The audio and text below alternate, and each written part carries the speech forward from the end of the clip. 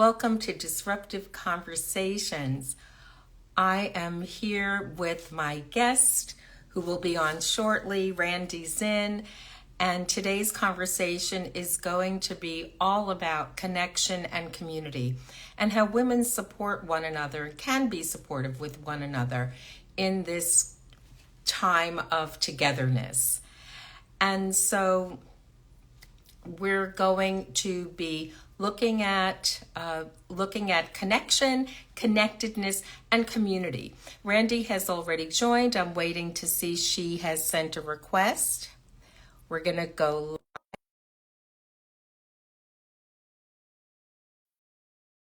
And community is something that is really crucial for us at this point in time.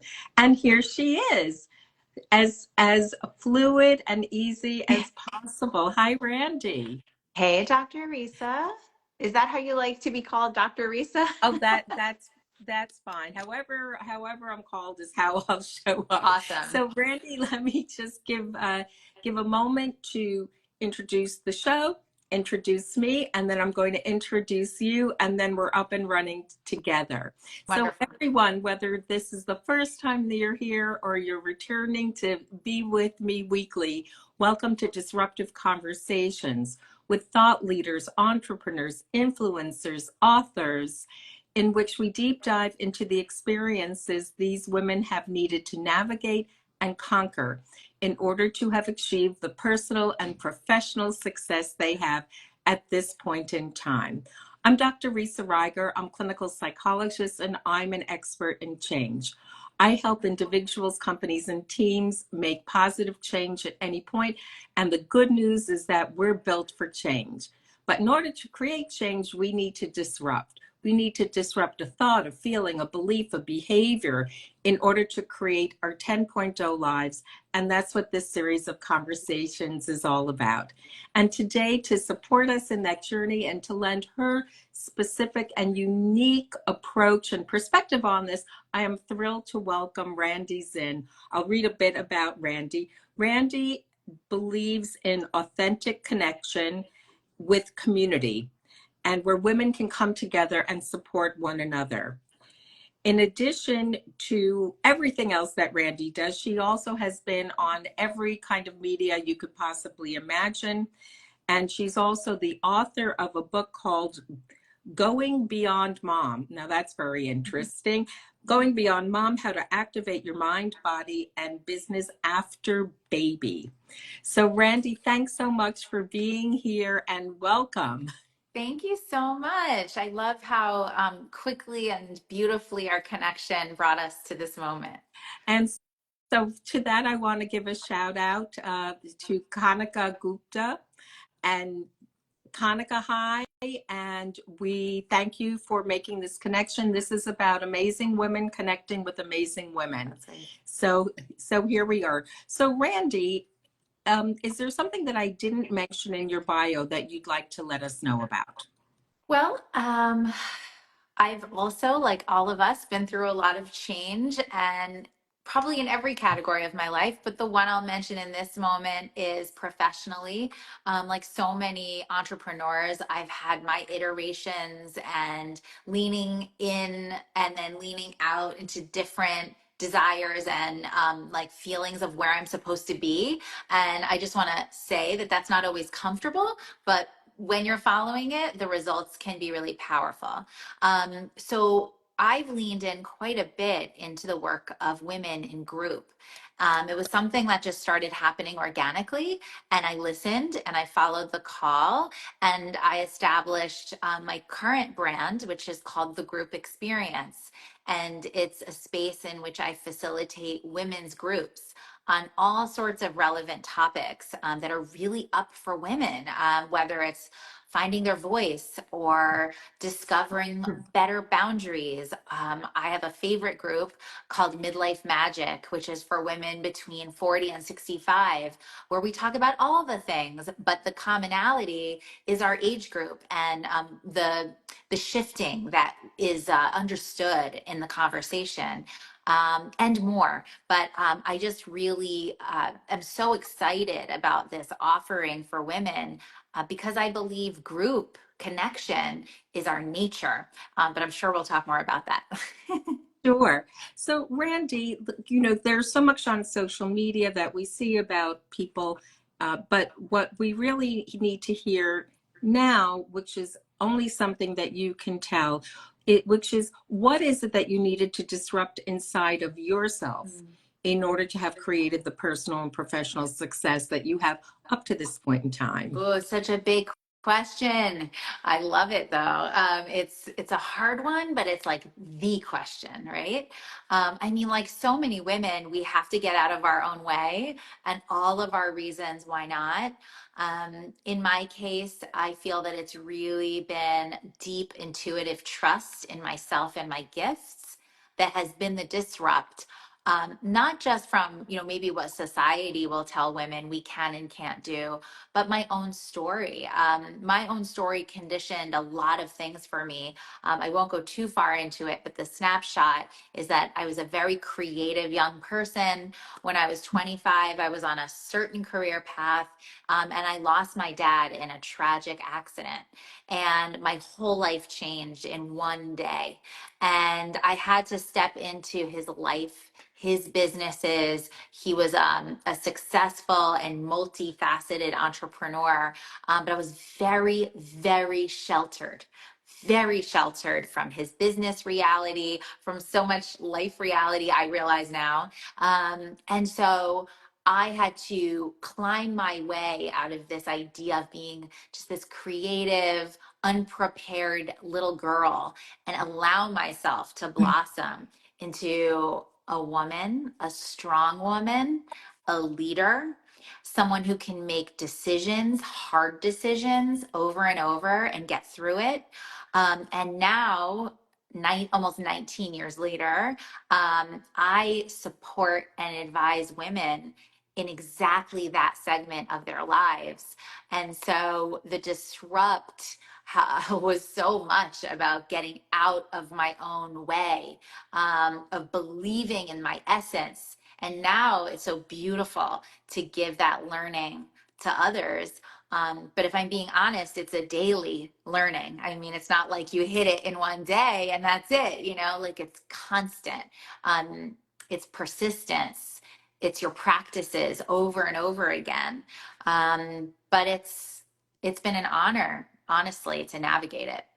So, things don't happen all at once. And so could you share with us some of your, this losing a parent and losing a parent precipitously, certainly in the work that I do, I sadly see it a lot and see it with people who have needed to, on a moment's notice, less than a moment, in the next breath, all of a sudden everything is different and the whole world is different. So could you just tell us a little bit about what were your iterations and what was helpful for you in being able to make that kind of a shift? My goodness, so many phases. And as I'm sure you can relate, and people listening today, or if you listen later, can relate. Whenever you go through a seismic shift in your life, the shift goes for a long time. And you understand the shift also based on the lens of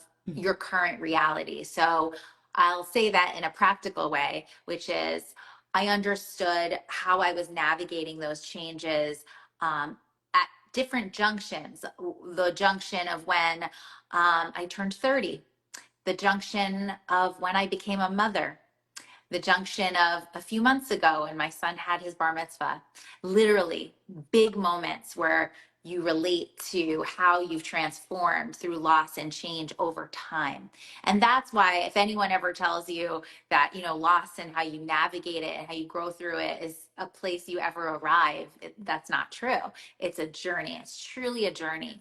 I would say that there have been moments that I define as healing moments, moments where you can actually cognitively see that you've had a jump of some sort. And I can remember those very Mhm. clearly. One would be when I was about So I lost my dad when I was 25. When I was 28, I did a yoga teacher training. And I had been practicing yoga a long time, but I just felt like it was something I needed to do for myself.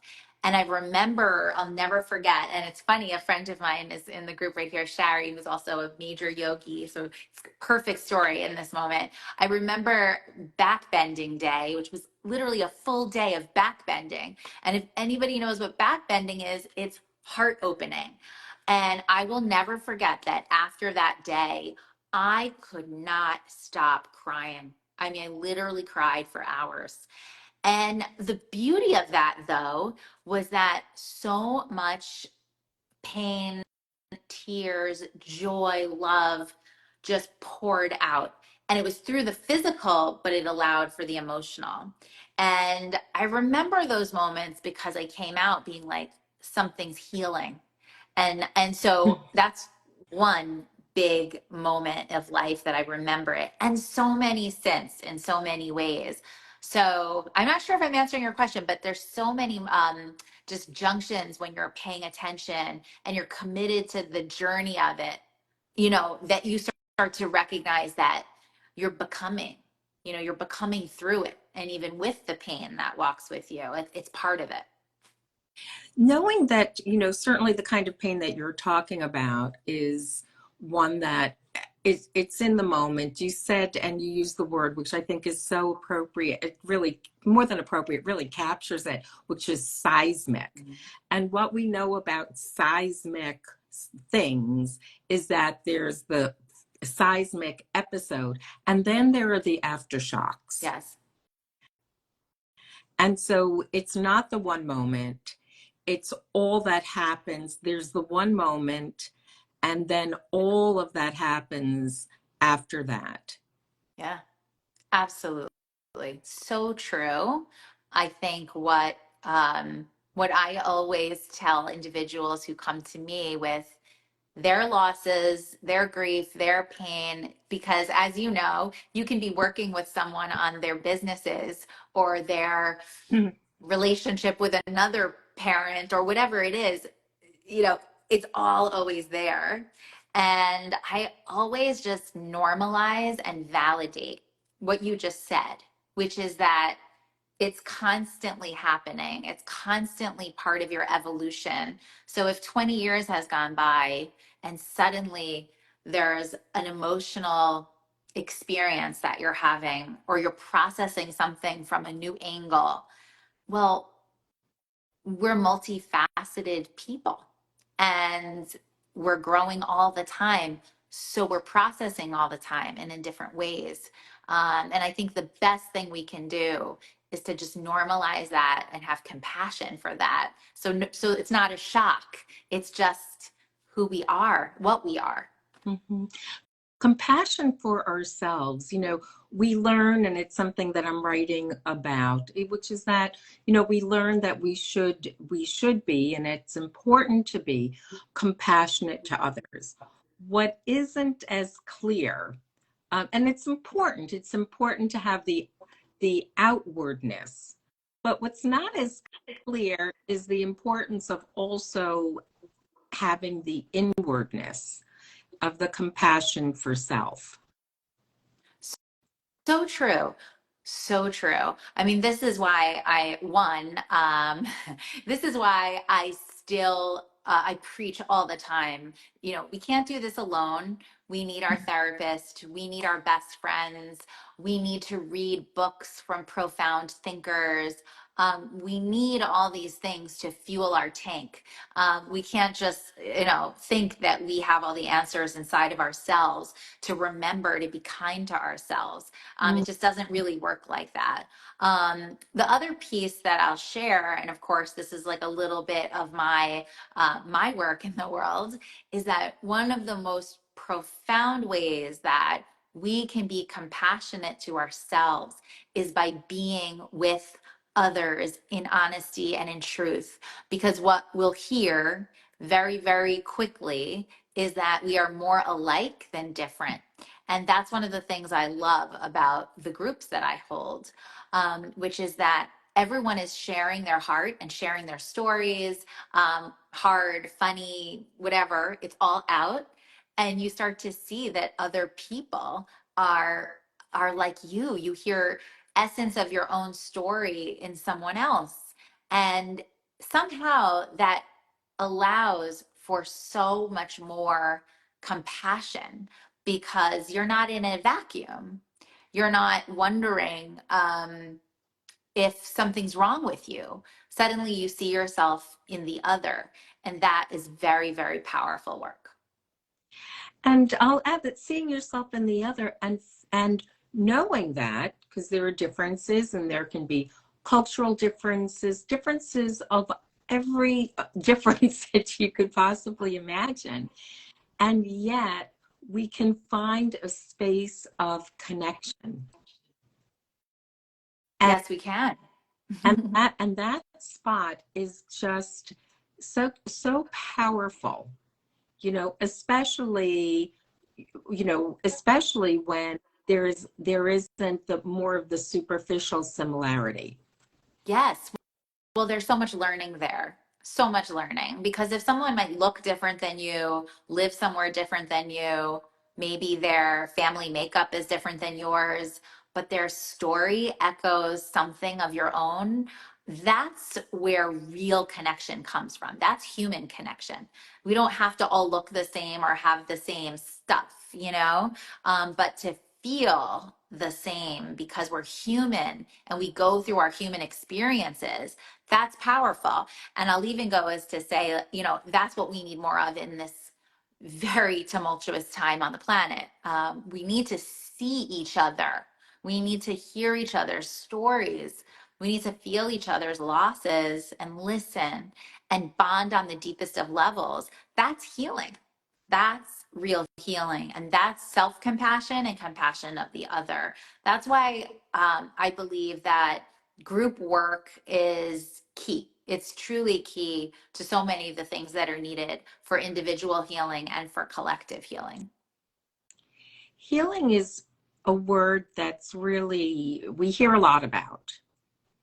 And so could you speak more to what your perspective is about healing and what healing is? Yeah, I mean, I think healing is not a destination. It's not a place you arrive. It's not that anything ever goes away. I can only speak for myself and for what I witness in the other people that are in my midst.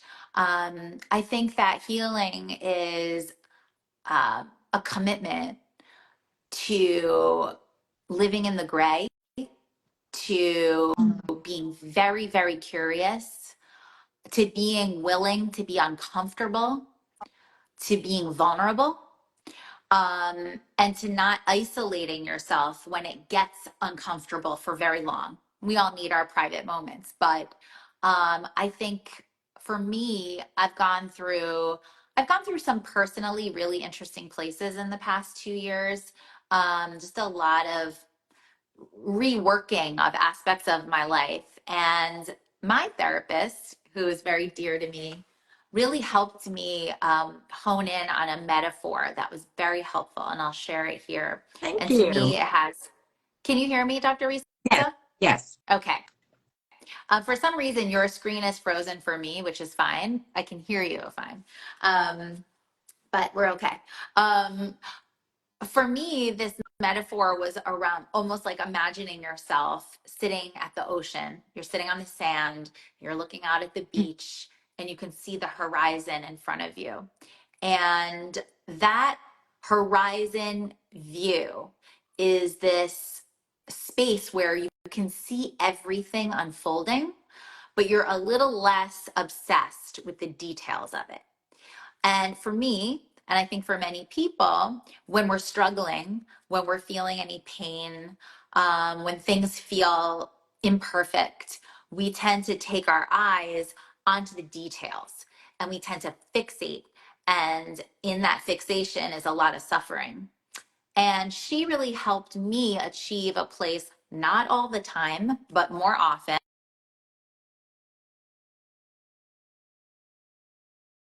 Uh-huh. See that everything is unfolding on my behalf. I'm trusting the process. I am part of the process, and I don't have to be so fixated on the details every single second for healing and for life to be unfolding. And sometimes I return to that metaphor when I feel that discomfort.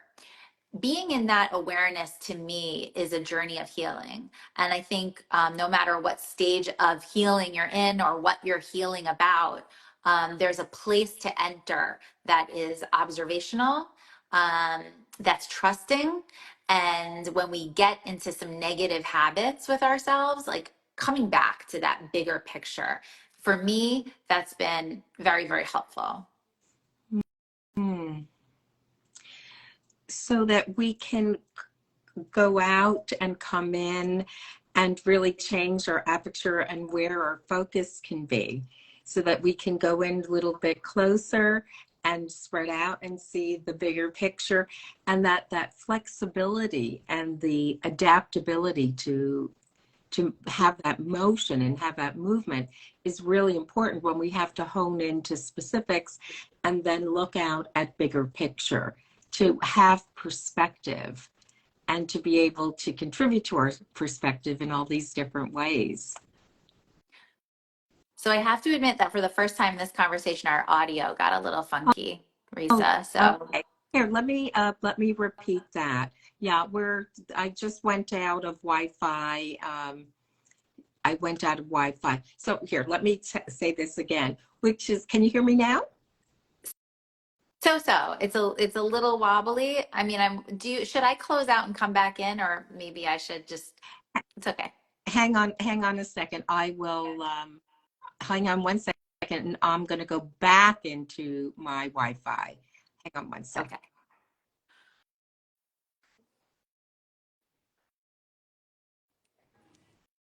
We are back again. Let's hope that this is a little bit better. Uh, we can hear you, Risa. Randy's audio is clear. Okay, so we're good. We're good to go. All right.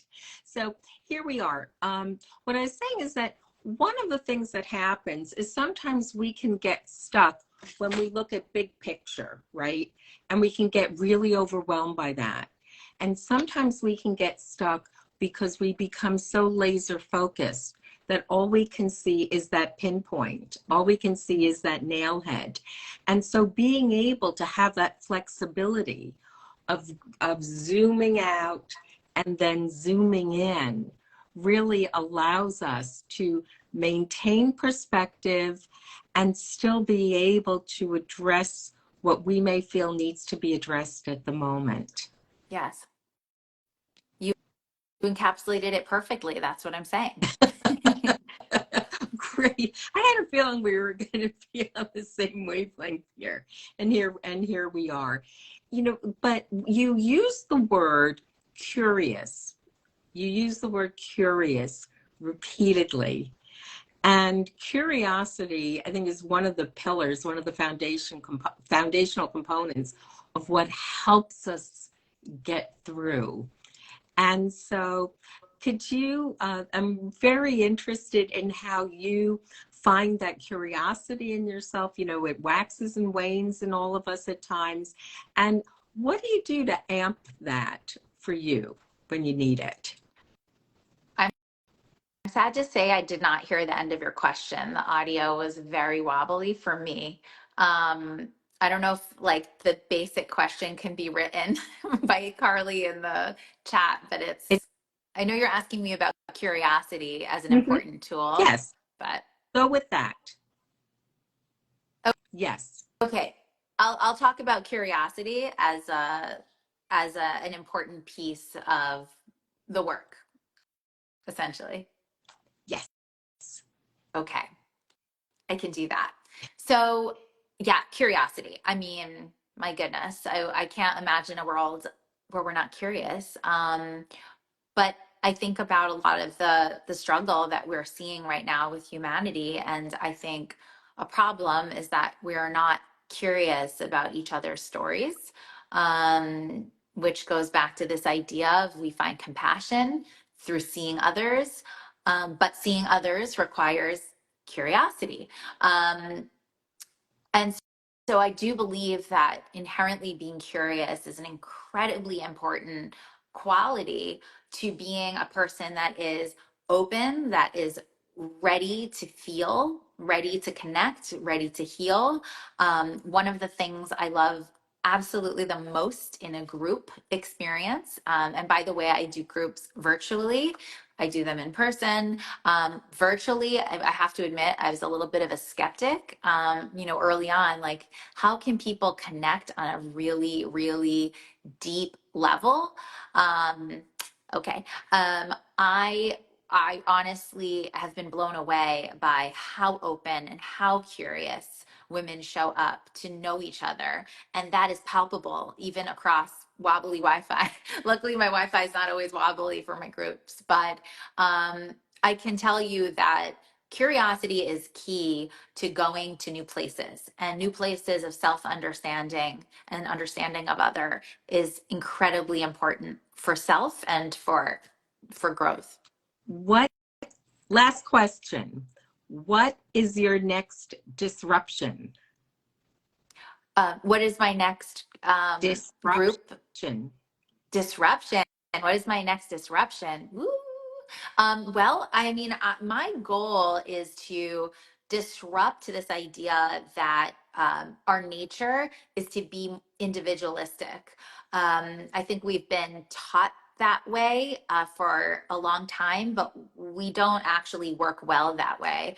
If we think back to our grandparents, even our grandparents grew up amongst family in, community. Everybody was able to rely upon one another for childcare, for crying to someone, for laughing with someone. All the little tiny spaces of our lives were filled.